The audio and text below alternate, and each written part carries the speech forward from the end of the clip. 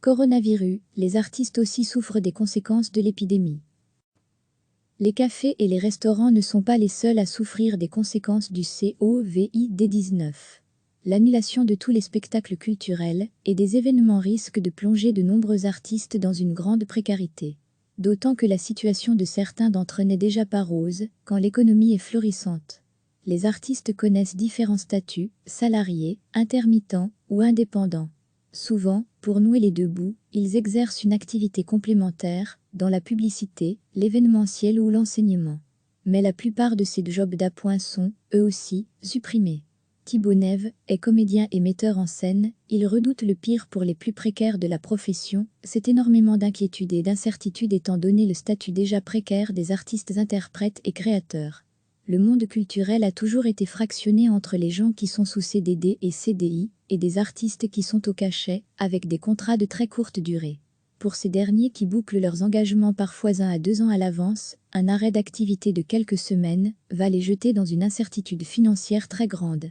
Fabrice Murgia, le directeur du Théâtre National, en appelle à la solidarité. Le plus important c'est d'avoir une solidarité professionnelle assez solide, afin de préserver les intermittents, les compagnies et les personnes les plus précarisées. Pour moi, il est nécessaire que tous les opérateurs culturels s'allient autour d'une façon de procéder et de payer les artistes. La balle est désormais dans le camp de la ministre de la Culture, Bénédicte Linard. Recevez chaque matin l'essentiel de l'actualité. Les cafés et les restaurants ne sont pas les seuls à souffrir des conséquences du Covid-19. L'annulation de tous les spectacles culturels et des événements risque de plonger de nombreux artistes dans une grande précarité. D'autant que la situation de certains d'entre eux n'est déjà pas rose quand l'économie est florissante. Les artistes connaissent différents statuts, salariés, intermittents ou indépendants.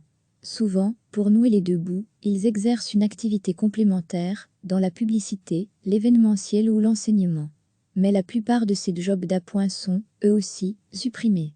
Thibaut Neve est comédien et metteur en scène, il redoute le pire pour les plus précaires de la profession, c'est énormément d'inquiétude et d'incertitude étant donné le statut déjà précaire des artistes interprètes et créateurs.